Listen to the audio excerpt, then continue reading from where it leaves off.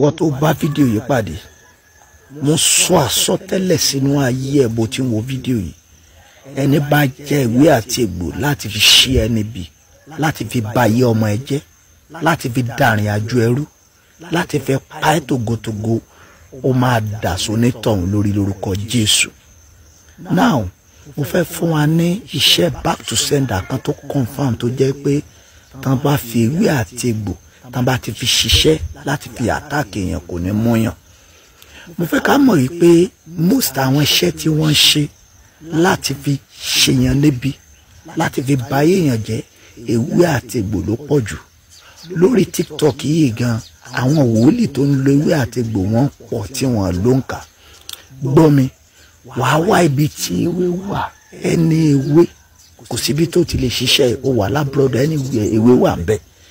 Wàá wá ibi tí ewé wà, wàá já ewé kan lélẹ̀ báyìí, ẹyọ kan ẹ̀ ni wàá já.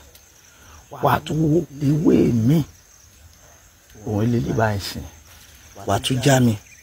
Tí ewé yẹn bá ti pé méjì, wọnú ilé ní ìhòòhò ọmọlúwàbí, bọ́ra sí ìhòòhò ọmọlúwàbí, mú ewé kan sí ẹsẹ̀ òsì, mú ewé kan sí ẹsẹ̀ ọ̀tún, fi iyọ̀ díẹ̀díẹ̀ sórí ewé yẹn, wàá dó sórí ewé yẹn. Now kò síṣẹ́ tí màá ṣe tí ò ní sí ẹsẹ̀ bíbélì tó tì lẹ́yìn tí màá fi tì lẹ́yìn, torí pé iṣẹ́ wòlíì ni. Gbogbo ẹ̀yin fans mi, ẹ bá mi share program yóò kéré jù, ẹ bá mi share lẹ́ẹ̀mẹ́ta ẹ̀mẹ́rin kí àwọn ẹlòmíín náà kán lè bá jàǹfààní nínú ẹ̀. Bí Olúwa tí ń bẹ tí ẹ̀mí rẹ̀ ń bẹ, orí èmi àti ẹ̀ ò ní burú, ìpín wa ò ní gbàbọ̀dé, àmọ́ aráàánú gbà.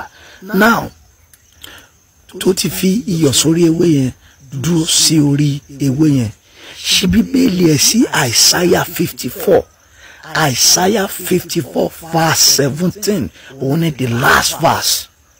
Èdìdí ẹ̀ ni ẹ má jẹ́ mọ́ ẹnìyẹn tó máa jẹ́ kó ṣiṣẹ́ fún ẹnìyẹn o. Kò sí ń tán lè ránṣẹ́ tó bá jẹ́ pé ìwé àti egbò ni kò lè mú ẹ. Ó confirm, ó dá mi lójú ni.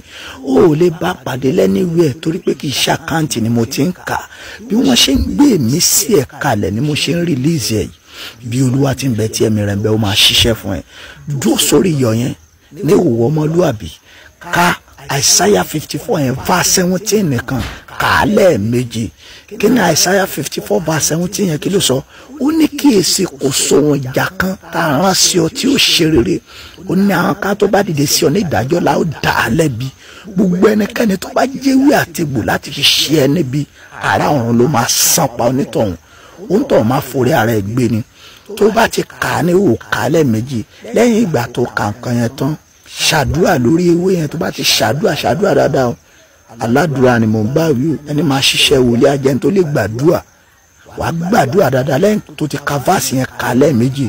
Tó bá ti wá gbàdúrà dáadáa, sórí ọ̀fẹ́ kò lọ dé ìwé àti iyọ̀ yẹn nù.